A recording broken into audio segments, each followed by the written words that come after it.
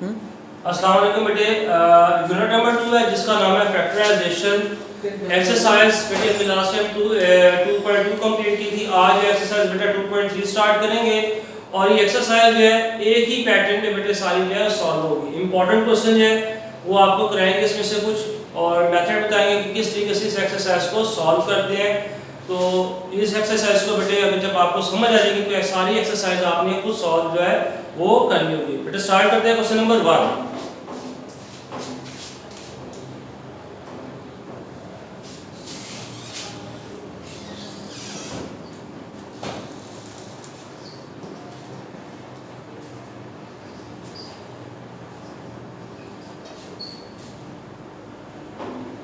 जी बेटे, जब ये एक्सरसाइज चैप्टर में शुरू किया था कुछ डेफिनेशंस हमने पढ़ी थी जिसमें पढ़ा था लीनियर पॉलिनोमियल, क्वाड्रेटिक पॉलिनोमियल और क्यूबिक। तो बेटे ये जो इक्वेशन है क्वाड्रेटिक पॉलिनोमियल या इसको क्वाड्रेटिक इक्वेशन कहते हैं, ठीक है, जिसमें वेरिएबल्स की पावर ज्यादा से ज्यादा क्या होती है स्क्वायर के। लास्ट टाइम हमने क्वेश्चन किए थे 3 वैल्यूज को हमने क्लोज करना बताया था। तो उसमें हमने देखा था कि 2 वैल्यूज अगर किसी वैल्यू का स्क्वायर बनती हैं उस बनाने के बाद हमने सेंटर में 2a भी बनाकर हम इसको क्लोज कर लेता। लेकिन बेटे वो भी क्वाड्रेटिक इक्वेशन की टाइप से ये भी क्वाड्रेटिक इक्वेशन है। जब हमारे पास क्वाड्रेटिक इक्वेशन जब वो क्लोज ना हो रही हो तो वहां पे हम उसकी क्या करते हैं मिड टर्म ब्रेक करते हैं। अभी आपको मिड टर्म का भी बताऊंगा किसको कहते हैं और ब्रेक करने का भी बताऊंगा कि मिड टर्म ब्रेक जो है वो हम कैसे करते हैं। लेकिन उससे पहले बेटे ये देखें, आप इस इक्वेशन पे गौर करें। मैंने भी आपको कहा कि जब जो है आपके पास जो है इक्वेशन जो है 2 वैल्यूज किसी वैल्यू का स्क्वायर ना बनी हो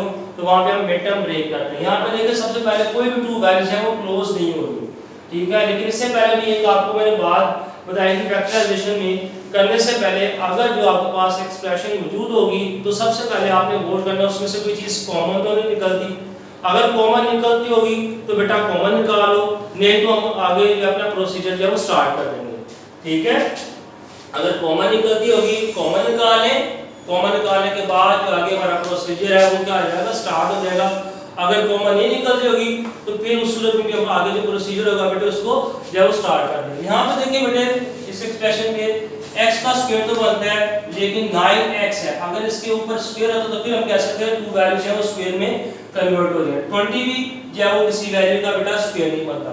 तो क्या करेंगे इसकी बेटे मिड टर्म ब्रेक करेंगे। सबसे पहले आपने करना क्या है, एक रफर का बेटे कॉलम बना लेना साइड पे। x स्क्वायर के जो साथ है इसका कोएफिशिएंट क्या है, अगर कुछ नहीं है तो इसका कोएफिशिएंट बेटे 1 है, ठीक है। x स्क्वायर का अगर साथ जो है कोएफिशिएंट कोई नहीं है तो क्या है 1। आपने इसको ये कोएफिशिएंट को यानी 1 को मल्टीप्लाई करना है कांस्टेंट वैल्यूज के साथ, ठीक है, जिसको मैंने सर्कल कर दिया। x स्क्वायर के कोएफिशिएंट को मल्टीप्लाई करना है किसके कांस्टेंट वैल्यूज के साथ। कांस्टेंट वैल्यूज का बेटे आपको पता है कि जिसके साथ जो है वेरिएबल होता है। मल्टीप्लाई किया 20 मल्टीप्लाई बाय 1 क्या आ जाएगा 20। इसको बेटे आपने रफ वर्क में लिख दिया, ठीक है। आपने क्या किया है पहले जो x स्क्वायर का जो कोएफिशिएंट था इसको मल्टीप्लाई कर दिया 20 के साथ। 20 लिख के वो मल्टीप्लाई करने के बाद साइड पे लिख दिया। अब आपने ये 20 को देखना है किस किस टेबल में आते हैं, ठीक है। तो उसका बेटे आसान सा 2 का जो आप पहले 2 के साथ डिवाइड करके देख लो, कैलकुलेटर यूज कर लो, ठीक है। 20 को 2 पे डिवाइड करो, जैसे 2 मल्टीप्लाई बाय 10 20 होता है, ये हमारे पास आ गया। 3 को देख लो, 3 के टेबल में क्या 20 आता है। 20 को 3 पे बेटे डिवाइड करके देख लो, कैलकुलेटर पे आता है तो पेड़ लिख लो, नहीं आता तो आगे नेक्स्ट पे चले। लेकिन पॉइंट्स में बेटे आंसर नहीं लिखना। तो 3 के टेबल में बेटा 20 जो है वो नहीं आता, हम क्या देखेंगे 4 के टेबल में बेटा 20 आता है, कहां पे आता है 5 पे। तो इसी तरीके से अब आगे देखें बेटे 5 के टेबल में देख लें 20 आता है कि नहीं आता। 5 के टेबल में भी क्या आता है 4 पे आता है, तो ऑलरेडी हमने पेड़ लिख चुके हैं। 4 मल्टीप्लाई बाय 5 20, तो 5 मल्टीप्लाई बाय 4 भी क्या आता है 20 होता है, तो लिखने की दोबारा जरूरत नहीं। और उसके बाद बेटे 6 के टेबल में देखें नहीं आता, 7 के टेबल में देखें 20 नहीं आता, 8 के टेबल में देखें 20 नहीं आता, 9 के टेबल में देखें 20 नहीं आता, 10 के टेबल में देखें 20 आता है, तो उसको हमने पेड़ लिख चुके हैं। 2 मल्टीप्लाई बाय 10 20 या 10 मल्टीप्लाई बाय 2 क्या होता है 20 होता है, ठीक हो गया। यहां तक लिखें और आगे मजीद अगर देखने पड़ेंगे 11 का टेबल देख लें, 12 का देख लें, 13 का देख लें, 14 का देख लें, ठीक है, जिस टेबल में 20 है वो आपने सारे जो है ये पेयर्स लिख लेते हैं। जैसे लास्ट है 20 ही टेबल में जो है अपने टेबल पे आता है 20 मल्टीप्लाई बाय 1, ठीक है, ये आपने पॉसिबल पेयर्स लिख लिए, ठीक है। फिर देखिए दोबारा बता रहा हूं बेटे, ध्यान से इसको देखें। सबसे पहले आपने क्या किया, x के का कोएफिशिएंट जो है उसको मल्टीप्लाई कर दिया लास्ट कांस्टेंट वैल्यू के साथ, उसको बेटे साइड पे रफ करके लिख रहे हैं। उसके बाद ये देखिए आपके पास 20 को मल्टीप्लाई किया 1 के साथ, और 20 मैंने बेटे कहां पे लिखा, साइड पे लिख लिया। 20 लिखने के बाद मैंने देखा ये 20 किस किस टेबल में आते हैं वो सारे जो है मैंने लिख लिए, ठीक है।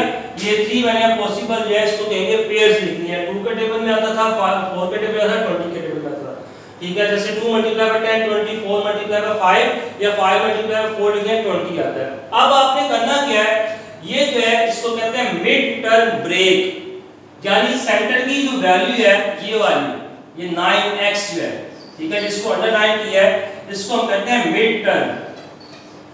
मिड का मतलब होता है सेंटर की वैल्यू, टर्म का मतलब होता है वैल्यू, ठीक है। मिड का मतलब सेंटर की दरमियानी, ठीक है। तो मिड टर्म दरमियानी क्या आ जाएगी, वैल्यू टर्म। ब्रेक का मतलब क्या है कि इसको आपने 200 में 2 पार्ट्स में डिवाइड कर देना है, ठीक है। इस वैल्यू को 9x को 2 पार्ट्स में डिवाइड कर देना है। डिवाइड इस तरीके से करना है कि जब उसको ऐड किया जाए, यानी प्लस प्लस करके देखा जाए, प्लस माइनस करके देखा जाए, तो आंसर आपके पास 9x ही है, इसके अलावा नहीं आना चाहिए। अब वो जो पेयर्स है हमने कहां से सिलेक्ट करनी है, ये इन पेयर्स में से सिलेक्ट करना है, जिसको हमने प्लस माइनस या क्या करके देखना है, प्लस प्लस करके देखना है, ठीक है। माइनस माइनस भी प्लस होता है, या प्लस माइनस करके देखना है कि आपके पास जो बेटे 9x आ जाए, ठीक हो गया। मैं बात को बेटा दोबारा रिपीट कर रहा हूं। हमने करना क्या है, मिड टर्म ब्रेक करेंगे। उसका पैटर्न क्या था, सबसे पहले आपको बताया जो कांस्टेंट वैल्यू है इसको x के कोएफिशिएंट के साथ बेटे मल्टीप्लाई करके साइड पे लिख लेना है। अब देखते हैं किस किस टेबल में आते हैं वो सारे आपने लिख लेंगे पॉसिबल पेयर्स, ठीक है। उसको देखने का तरीका उसका ये है कि आपने जैसे 20 लिखा, आपने 2 पे इसको डिवाइड करके देख लो, अगर जाता है जैसे 10 तो 2 मल्टीप्लाई बाय 10 होगा, ठीक है। इस तरीके से आपने बेटे इसके सारे नया पेयर्स लिख लेने हैं। लिखने के बाद आपने ये आपके पास आ जाएंगे पॉसिबल पेयर्स। अब इन पेयर्स का काम क्या होगा, आपने जो सेंटर की वैल्यू है इसको कहते हैं मिड टर्म। अब ब्रेक करना है, यानी कि इस वैल्यू को 200 में डिवाइड करना है। वो पेयर हमारे पास कहां से आएगा, वो हम इसमें से सिलेक्ट करेंगे, ठीक है। इन पेयर्स में से आपने क्या करना है, वैल्यूज को प्लस प्लस करके देखना है, माइनस माइनस भी प्लस होता है, या प्लस माइनस करके देखना है कि आपके पास क्या आ जाए, 9x आ जाए, 9x आ जाए, ठीक है। यानी वैल्यूज आपके पास है जो भी वैल्यू है, जैसे अगर हम इसको मैं प्लस करके देखूं 2 + 10 तो 12 आ जाएगा, ठीक है। ये मैं साइड में बेटे करके बता रहा हूं। 2 + 10 करें तो आ जाता है 12, और अगर 2 - 10 करूं तो आता है बेटे -8 आ जाएगा। तो ये तो बेटे स्टैकिंग जो हमारे पास, हमें तो चाहिए 9। अब सेकंड करके देखते हैं बेटे, प्लस करके देखते हैं, 4 + 5 ये आ जाएगा 9 आ गया।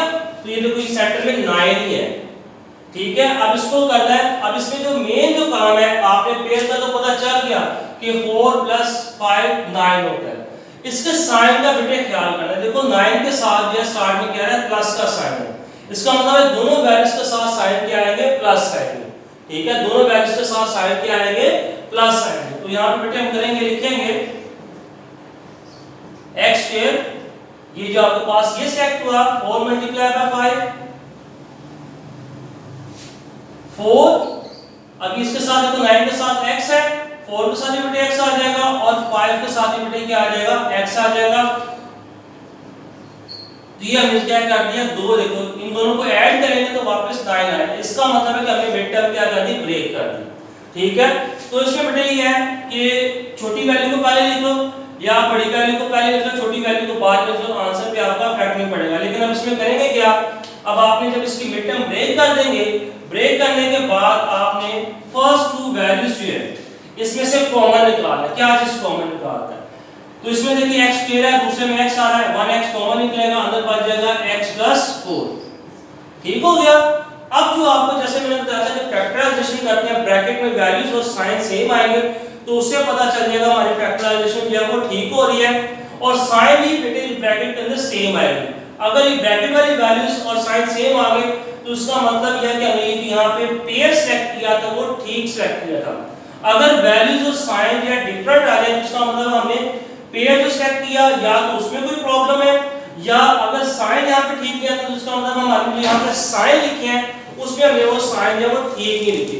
ठीक है, तो बेटे यहाँ से देखिए प्लस क्या निकलेगा 5 कॉमन निकलेगा, अंदर बच जाएगा x + 4। तो अब यहाँ पे देखिए बेटे ब्रैकेट में वैल्यूज और साइन है वो दोनों सेम है, इसका मतलब हमारा फैक्टराइजेशन जो वो ठीक है। तो ब्रैकेट वाली जो वैल्यूज है इसको बेटे वन टाइम लिखेंगे x + 4, और बाहर वाली जो वैल्यू है उसको हम बेटे क्या कर लेंगे ब्रैकेट में लिख लेंगे। तो ये हमारा बेटा जो क्वेश्चन था वो कंप्लीट हो गया। आसान था, मुश्किल नहीं है, प्रैक्टिस करेंगे आ जाएगा। पैटर्न आपको बता दिया, एक और बेटे कर लेते हैं पार्ट इसका।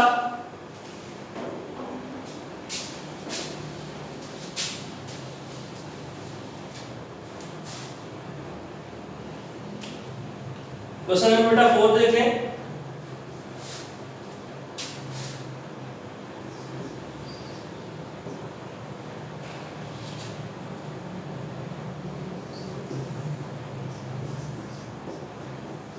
पैटर्न को बेटे माइंड में रखना है, उसको सॉल्व करते जाना। ठीक है, ये आसान पैटर्न है, इसके साथ जो आप आसानी के साथ सॉल्व कर लेंगे। इसका एक अल्टरनेट मेथड भी है, उसके साथ भी बेटे ये सॉल्व हो जाता है, लेकिन वो उसमें आपने कंफ्यूज होने का ज़्यादा चांस है।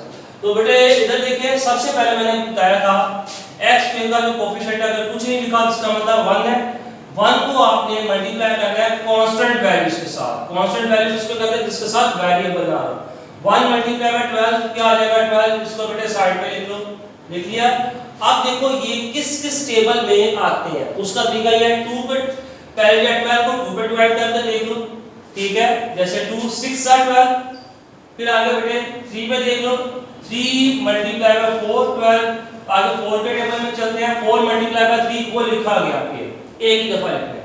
ठीक है, 3 × 4 हो या 4 × 3 तो बेटे वो लिखा गया। उसके बाद देखिए 5 के टेबल में आता, 6 के टेबल में देखते हैं तो 6 × 2 होता है 12, तो वो भी हमने पे लिख लिया।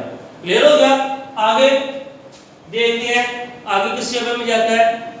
7 में नहीं आता, 8 में नहीं आता, 9 में जो है वो 12 नहीं आता, 10 में नहीं आता, 11 में नहीं आता, 12 में अपने ही ये आ जाएगा 12 × 1। अब बेटा मिड टर्म ब्रेक करनी है, इसमें से ये पॉसिबल पेयर्स देते एक ऐसा पेयर सेलेक्ट करना है जिसको प्लस प्लस करके देखना है, माइनस माइनस भी प्लस होता है, या प्लस माइनस करके देखना आपने कि आंसर हमारा क्या आना चाहिए। सेंटर का -7 है, क्या है -7 तो आए, लेकिन साथ उसका साइन क्या आना चाहिए माइनस आना चाहिए। ठीक है, 7 तो आए लेकिन उसके साथ जो 7 के साथ साइन कौन सा है माइनस आए। तो बेटे बेस्ट ये है, पहले आप इसमें से देख लें। अगर हम इसको 6 + 2 करते हैं 8 हो जाएगा, माइनस करेंगे तो 4 हो जाएगा, इसका मतलब फर्स्ट पेयर जो है वो नहीं सेलेक्ट होगा। नीचे देखते हैं ऐड करते हैं तो आ जाएगा हमारे पास 7, माइनस करेंगे तो आ जाएगा 1।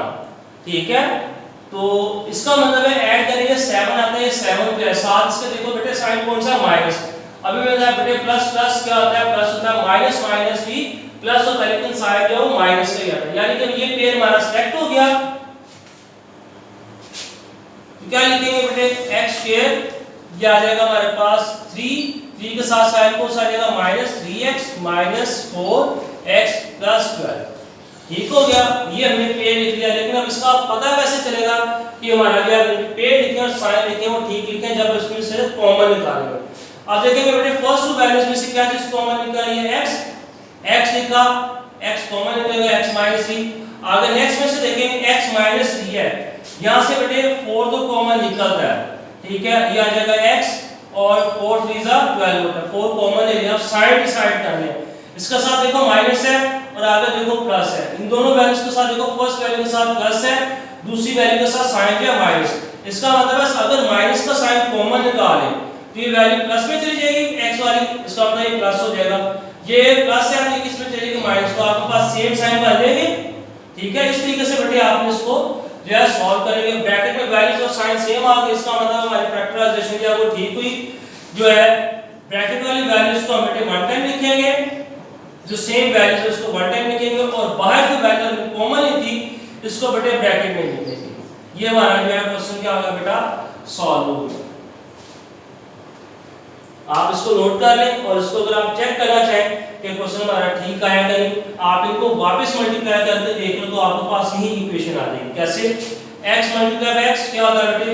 x के x मल्टीप्लाई बाय -4 ये आ जाएगा -4x, 3 multiply by -3 multiply by x ये आ जाएगा -3x, माइनस माइनस प्लस और 3 मल्टीप्लाई बाय 4 ये 12। इन दोनों को सिंपलीफाई कर लो तो ये आपके पास बेटे देखो वापस जो है वही आ जाएगा इक्वेशन जहां से आपने इसकी मिड टर्म ब्रेक की थी। ठीक है, तो ये चेक करने का तरीका है कि लास्ट में आप जो है वो कर सकते हैं, लेकिन जो है हमें क्वेश्चन का पता कैसे चल जाएगा कि ठीक है कि नहीं। ब्रैकेट में वैल्यूज और साइन सेम आ जाएंगे तो उससे भी पता चल जाएगा कि हमारा जो क्वेश्चन है वो बेटा बिल्कुल जो है वो परफेक्ट है, इसमें कोई मिस्टेक नहीं। ठीक है, अगर ब्रैकेट में वैल्यू सेम ना हो या साइन सेम ना आए वैल्यूज के साथ, उसका मतलब हमारी जो है मिड टर्म ब्रेक में या तो पेड़ गलत सेलेक्ट कर लिया हमने इसमें से या साइन हमने जो गलत लगा दिया, तो फिर आप उसको बेटा चेक कर सकते हैं, पता चल जाएगा। तो नोट कर लें, फिर इसको और देखते हैं बेटे।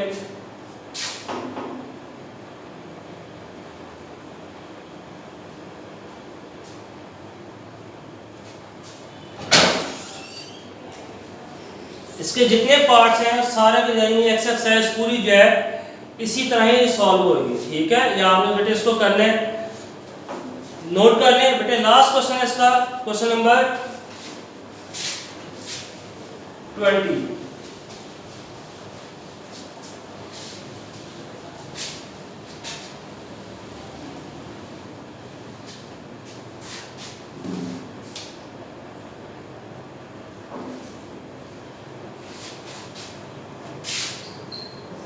क्वेश्चन नंबर 20 इंपॉर्टेंट क्वेश्चन है। 4√3x का स्क्वायर है बेटे प्लस 5x।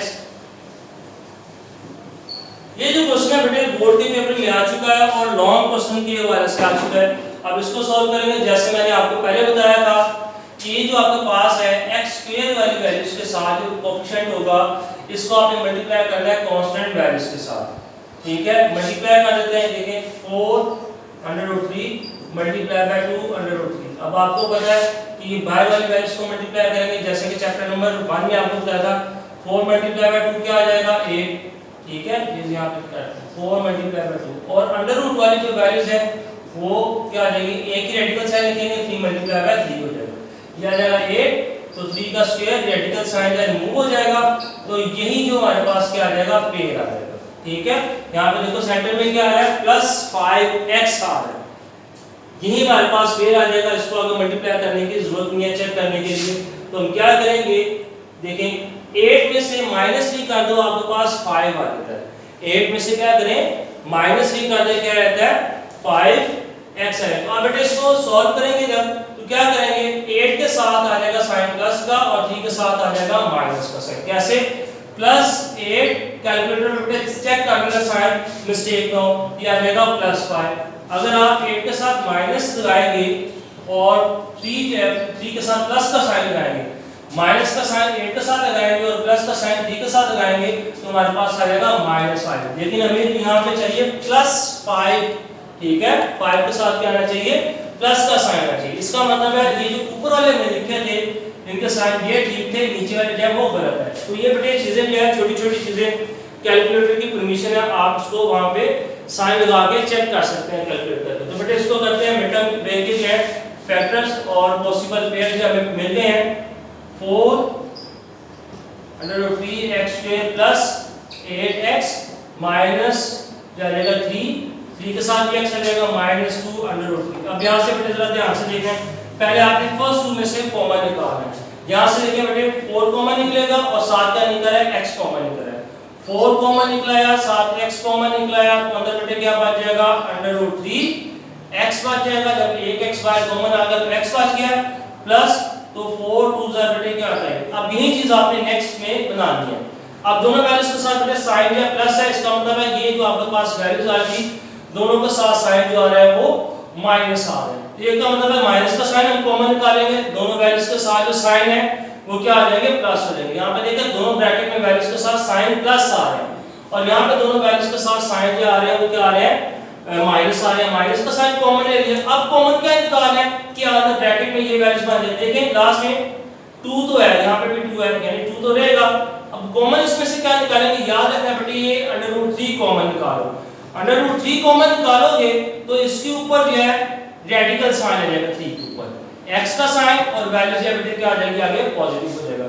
जब इसको वापस मल्टीप्लाई करोगे तो यही चीज आपके पास बन जाएगी। जैसे मैंने आपको यहां बताया कि √3 को √3 के साथ मल्टीप्लाई करते हैं तो ये एक ही रेडिकल साइन में लिखे जाते हैं और 3 उसके रेडिकल से कट होके क्या आ जाएगा 3 आ जाएगा। ठीक है, तो इसलिए हमने क्या किया √3 जो है वो कॉमन निकाल लिया। जब कॉमन निकालेंगे जो फर्स्ट है इसके ऊपर क्या आ जाएगा रेडिकल साइन आ जाएगा। अब देखिए ब्रैकेट में वैल्यूज यहां बेटे सेम आ गई, इसको वन टाइम लिख लेंगे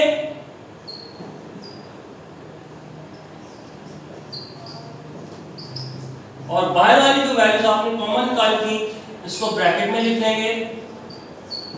ठीक होगा, ये हमारा बेटे इसका क्या था आंसर था। क्लियर हो गया? तो बेटे ये पूरी एक्सरसाइज है, ये आपने इसको करना है, प्रैक्टिस करनी है। जब इसको आप सॉल्व करेंगे तो ये आपसे बेटे मिड टर्म की जो है सारे जो क्वेश्चन आसानी के साथ सॉल्व हो जाएंगे। अगर आप नहीं करेंगे तो फिर बेटे मुश्किलात है का सामना आपको करना पड़ेगा। ठीक है, ये बेटे एक्सरसाइज कंप्लीट आपने करनी है।